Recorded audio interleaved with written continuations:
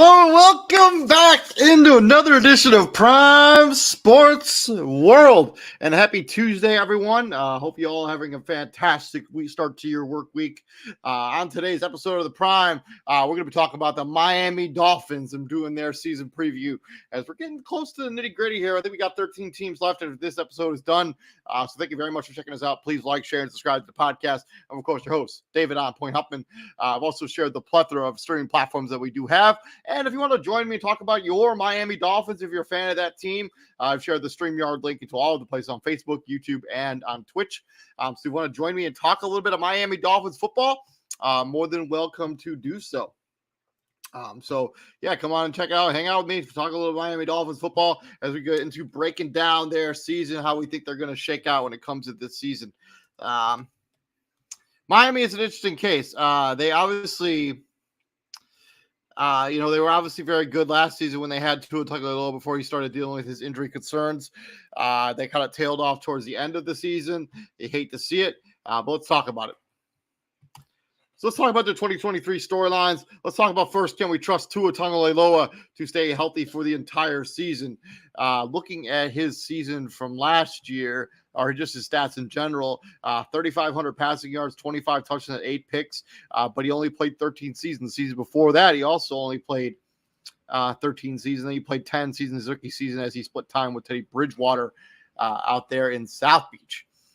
But he has gotten progressively better every single season. Obviously, the completion percentage took a little bit of a dip between year 2 and year 3. But the 800 more yards passing, 25, so 9 more touchdowns. He also threw 2 less picks. Also, benefits for having probably one of the best wide receiver duos in the NFL currently with Jalen Waddle and Tyreek Hill. And then they get to play another season together. But a lot of Tua Tagovailoa's injuries have been freak stuff. Like he's had, obviously that really scary scene on the field against the Pittsburgh Steelers last season. Kind of was one of the catalysts for why that season kind of went south.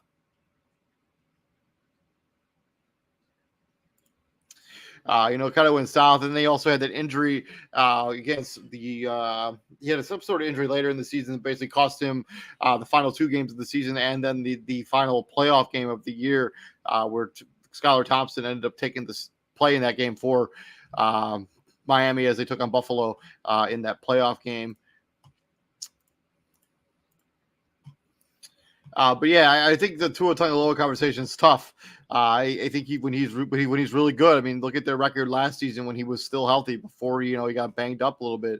I mean, they were one of the better teams in the NFL. They were 8-3 going out of their bye week, or 7-3 coming out of their bye week. They beat Houston. This game was in South Beach, and then they go to San Francisco, to Los Angeles, to Buffalo, and then they play Green Bay, and then at New England, lose all 5 of those games in a row, and just really kind of stole the momentum that they had going on there. And he gets injured in the Green Bay game. He doesn't play against New England. He doesn't play against the New York Jets. And then he obviously doesn't play in the playoff game against the Buffalo Bills. Again, they lost 34-31, where Skylar Thompson actually played fairly well as a member of the Miami Dolphins. But all of his injuries are kind of been freak things. I don't think it's anything you can really point one finger at. It's like, yeah, this has been, kind of why he's been injured. He had ankle injury in college, but he's kind of seemed to have gotten over that a little bit, or hip injury that cost him down the stretch.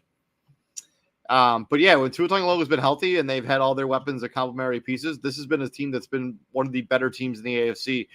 They went toe-to-toe with Buffalo week number 3. They went toe-to-toe with Baltimore, including a really cool comeback last season. Went toe-to-toe with Pittsburgh in a game obviously Tua Tagovailoa got injured in.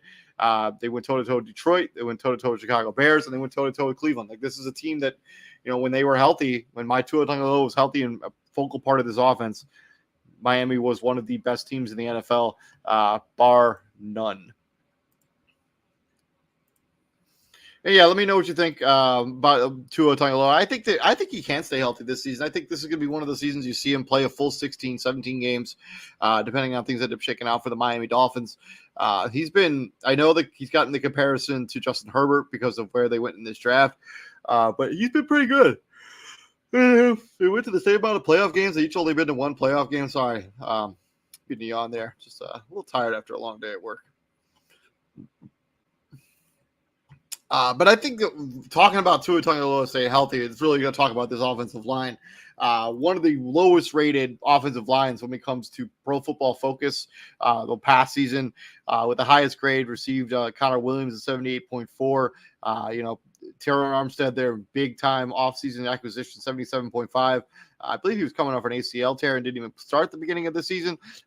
Greg Little, who's no longer on this roster, 34.6. Leland Eichenberg was in his second season out of Notre Dame as a rookie, or at the center position, 39.8. Robert Hunt was pretty solid for them, 73.9. Robert Shell playing a majority of them at right tackle, 64.9 PFF grade. It's one of the lowest grades when it comes to offensive linemen. They have swapped out and changed out some guys. Obviously, they brought in Dan Feeney. They brought in Isaiah Wynn, who wasn't at all good as a member of the New England Patriots, but we'll see if we can end up checking that out a little bit. Kendall Lamb, another guy who gives them some depth there at the offensive line position, because it really comes down to, when we talk about Tua and his injuries, we also have to talk about Tua and the offensive line. Like, ever since they got Tua in town, they have not been able to put together a really good offensive line. Austin Jackson was a first round pick a few years ago. He has not worked out at all here in Miami. He might even still be on the roster, actually. I think they may have traded Austin Jackson. Hold on one second.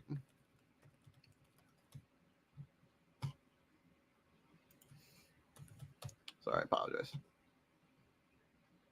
No, he's still on the roster. He just, for whatever reason, they don't even list him on his depth chart anymore. But he was a very highly drafted player who they thought was going to be a big part of this focal point of this offensive line. Has really not panned out that way. So it's tough to say. I mean, their offensive line. Oh, yeah, Austin Jackson starting right tackle. Robert Hunt, Connor Williams, Leighton Eichenberg moving from center to left guard. And then Terron Armstead gets another season to play in this offense with Mike McDaniels as the head coach of this team, coming into his second season as the NFL head coach of the Miami Dolphins. But they've done some stuff to try to address their offensive line. Obviously, they brought in Tyler Croft, who's a better blocking tight end at the tight end position than what they had out of Mike Gesicki, more of the pass catching tight end. Alec Ingold has always been a solid fullback. But I think you still have concerns when it comes to this offensive line. Liam Eichenberg has really got to take a step forward in year number 3. Austin Jackson also has to play a lot better than he did in year number 2. This is year number 3. As a first-round pick, it's just unacceptable to be playing this poorly. They needed him to be a productive player, but they also have Isaiah Wynn, who's right there behind him. They also have Dan Feeney, can play right tackle or left. Play in any of the interior play positions on the offensive line. Just a proven veteran that gives you some solid pieces there. But I have real concerns about this offensive line. When we talk about, these pieces here, I think Robert Hunt was a highly drafted player, mammoth human being, has been just okay as a pro in the NFL. 6'6", 335 pounds, 200 was a second round pick in 2020. You expect that guy to be a starter. And for the most part, he has been. You have a little bit of concern with, what you've gotten out of him so far as an NFL player. But yeah, offensive line, a very big concern. Let me know down in the comments section, how concerned are you about this offensive line? If I had to do a scale of 1 to 10, how concerned I am about this offensive line, I'm probably like a 5. Or 6 or 7, but let's go 6. I think there's some real areas for concern, especially Terron Armstead. You drafted, you bring this guy in as your big offseason acquisition last season. He just wasn't all that good at the left tackle position. So let's see what ends up happening this particular season. Hopefully things shake out better for him this year than they did last year. Moving on from the offense, let's swing into the defensive side of the ball. I think that's where really a big strength of this team is. You bring Jalen Ramsey in, who obviously got hurt during one of the first couple days of practice, is going to miss some time. You brought Eli Apple to kind of put a Band-Aid on that for right now, as he kind of is a proven corner who's, gives you some solid depth there. Bradley Chubb, you guys traded for before the trade deadline last season. Give him a first-round pick. Mixed results for Bradley Chubb. He was never really all that good as a member of the Miami Dolphins. You hope, like, with the entire offseason under his belt, to kind of learn the playbook and learn how to be a Miami Dolphin. He can improve his play drastically. Jalen Phillips has been one of the best edge rushers since he's been drafted. Just kind of really been productive at that edge position. A guy with 37 sacks last season has been just productive in his career as a member of the Miami Dolphins, and you expect him to take another step forward here in year number 3. 8.5 sacks in his rookie season, 7 sacks last season. So yeah, I expect him to continue to get better. They were basically a middle of the pack defense when it comes to their ranking. They're literally, I think they might be smack bang in the middle, allowing 337 yards a game. They basically allowed 23.5 points per game, which is kind of actually on the higher side. Yeah, they're on the bottom 10 when it comes to points allowed.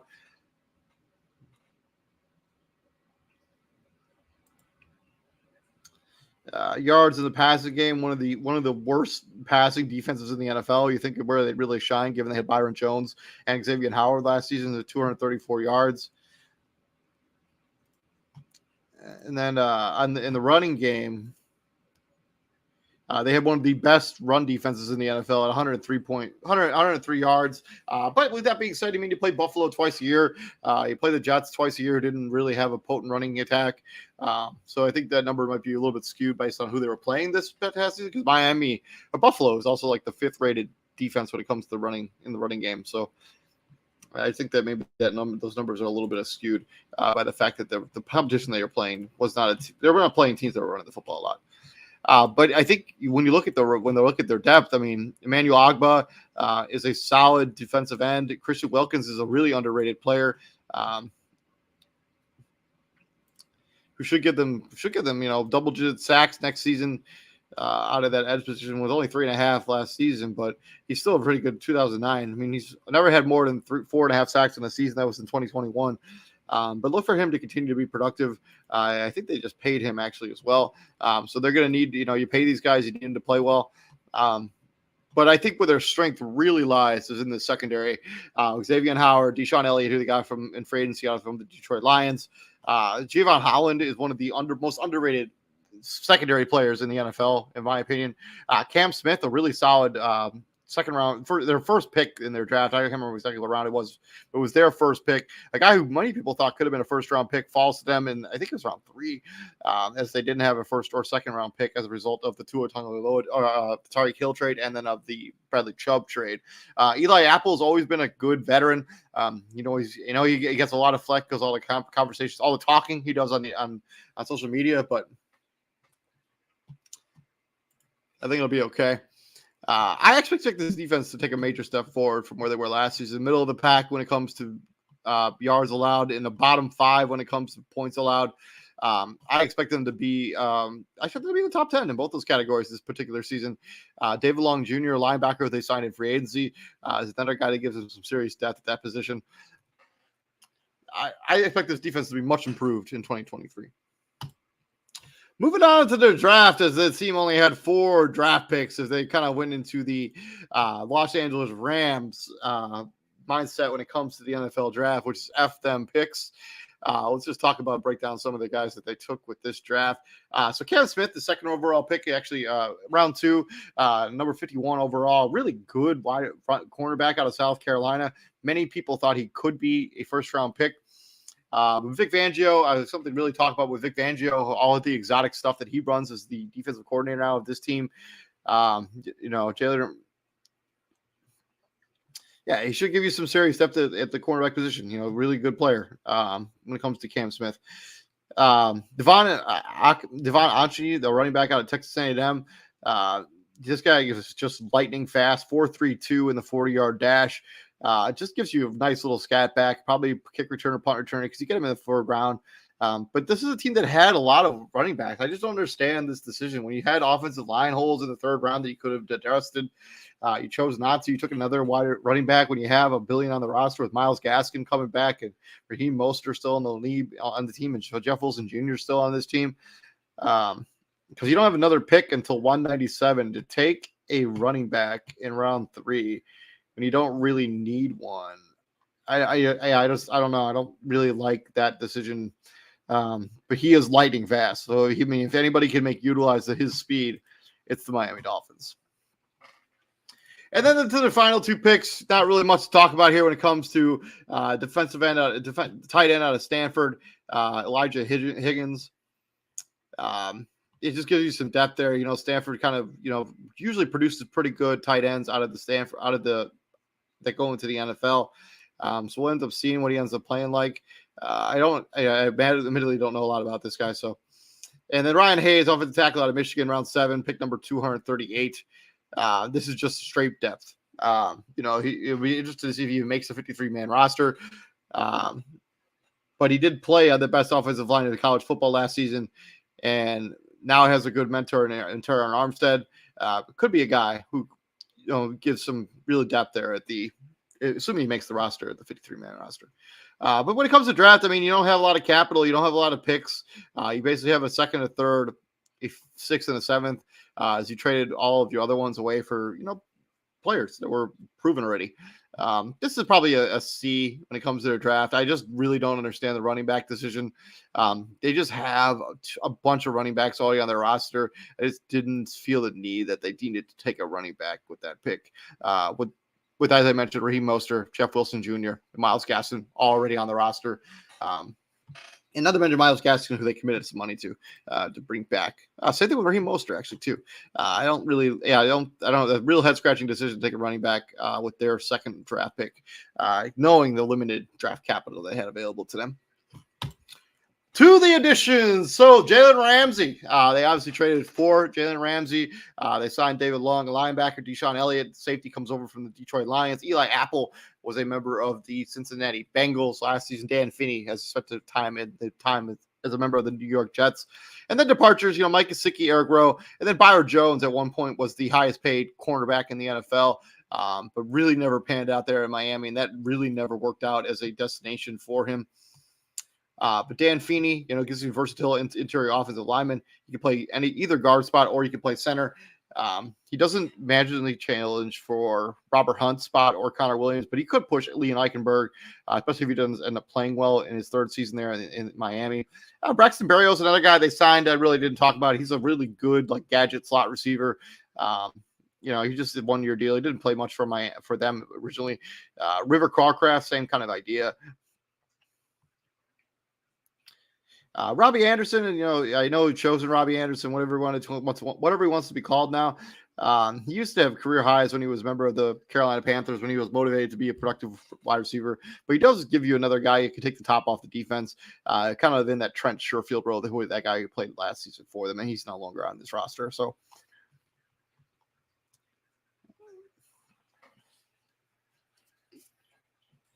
So they, Nick Needham, who's coming off of a torn Achilles tendon, not really sure what he's going to give them this season.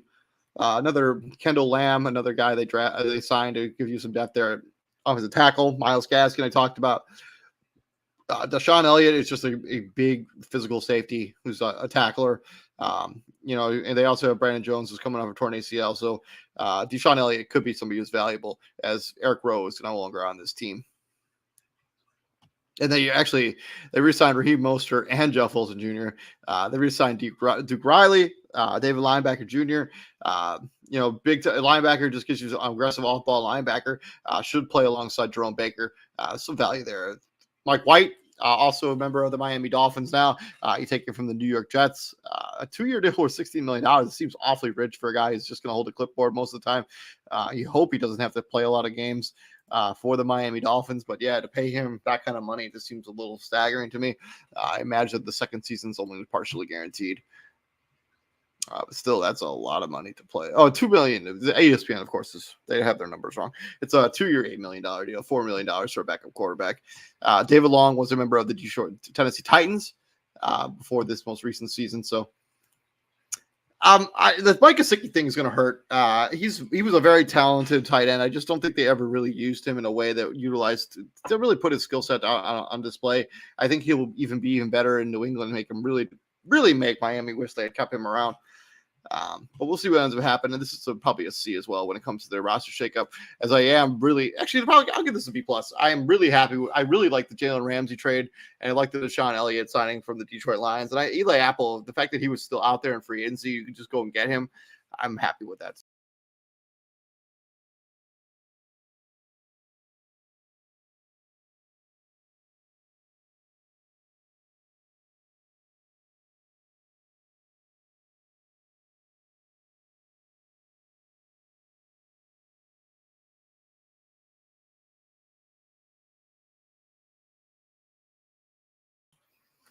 Yeah, sorry about that. I'm not sure what just happened. I got kicked out of the streamer. Must have kicked me out of the show for some reason. Not really sure why, but okay. Well, anyways, yeah, this is probably like a B plus. Jalen Ramsey, kind of really makes this a really interesting decision. I think once he's able to get healthy back on the football field, I think he's going to be really valuable for this team, as he's one of those guys that can play like all over the defense. And he's only expected to miss 6 to 8 weeks. And you only gave up a third round pick in the 2023 draft. Like, that's really not much at all. I wish the Bears had done something like that. Moving on from there, let's talk about their record and their schedule as they go into this season. The first game of the year, they go up against the Los Angeles Chargers. So let's just break down how I think this schedule is going to work. So they go to the Los Angeles Chargers. I think they come out of there with the loss. I'm not as high on the Chargers as some of these other people are, but I think that's the game that they lose. But I think they bounce right back. I think they give New England the business in Gillette Stadium. And then after that, they win another game. They beat Denver. This game is in Miami. I think they beat Denver in Miami. The next week, they go to Orchard Park and take the Buffalo Bills. I think they get swept by Buffalo. I think Buffalo is just a better team on paper from top to bottom. I think Buffalo Bills, they get both of those games, and so they lose that one. Start the season 2-2. From there, I think they also this is where they win 2 games in a row back to back. I think the New York Giants come into Hard Rock Stadium there in Miami, and I think the Carolina Panthers, both of those teams, come into Miami, and I think they lose. So I got them at 4-2 before they have to place the reigning champion out of the NFC, the Philadelphia Eagles. This game is also at the Link. That's a tough 3-day game stretch as well, where they have to go to Philadelphia, and then New England comes there, and then they have to go to Kansas City before their bye. I think they lose 2 of those games. I think the only game they win there is that game against New England. From their bye week, they come out of their bye week, and I think they rattle off 3 straight victories, or two out of 3 victories. Actually, you know what? Let's just go through these games one by one. So Las Vegas comes into Miami. I'm not really all that high on Las Vegas. I don't really know what they're going to be like this season. I will have them beat Las Vegas and go to 6-3, first victory out of the bye. From there, the next game, they have to go to East Rutherford, New Jersey, and take on the New York Jets. This is the first of 2 games against the New York Jets.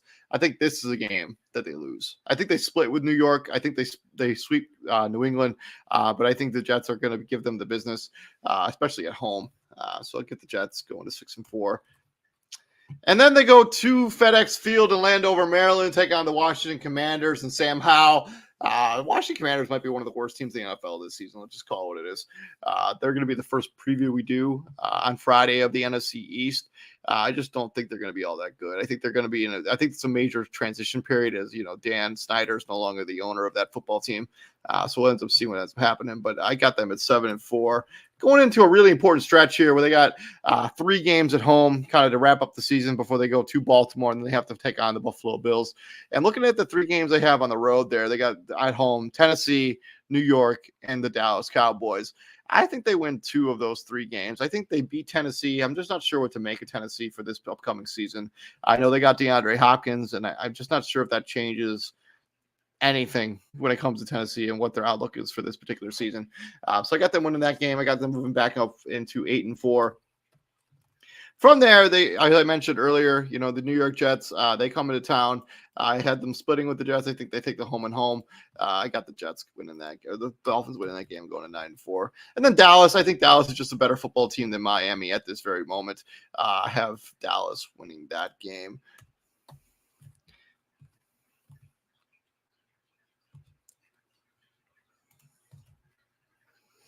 And then to finally wrap up the season, they got 2 games. 2 games against potential playoff opponents in Baltimore. They have to go to Baltimore, a game which was an actual thriller last season, a rematch. And then they got the Buffalo Bills come into Hard Rock Stadium. As I mentioned earlier, I think that they split with Buffalo, or I think they got swept by Buffalo. I think Buffalo's just a better team.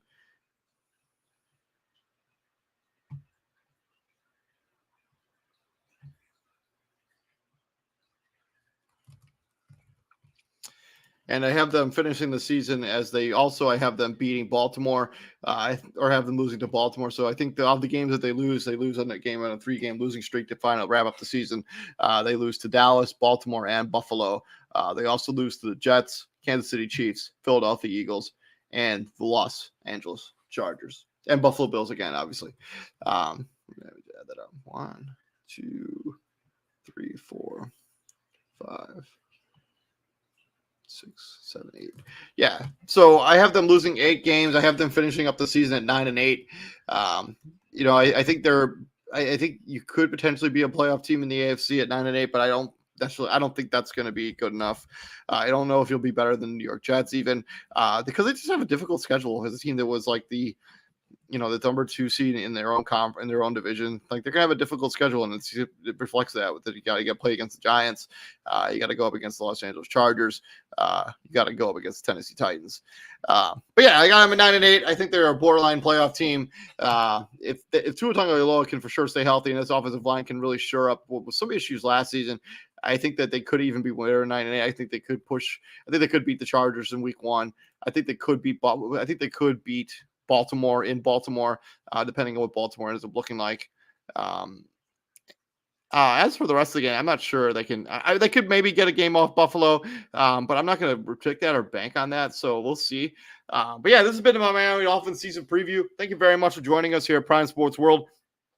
Tomorrow, we're swinging into fantasy football as we tried to predict. We're going to give you our final rankings for the start of the regular season here on Fantasy Football Weekly. That show goes live at 10 p.m. Eastern Standard Time. You want to miss that content. I'm David Huffman. Thank you very much for checking us out here at Prime Sports World. Please like, share, and subscribe to the podcast. And what do we do here at the Prime, my friends? That's right. We bring the heat. Y'all have a good night and stay safe.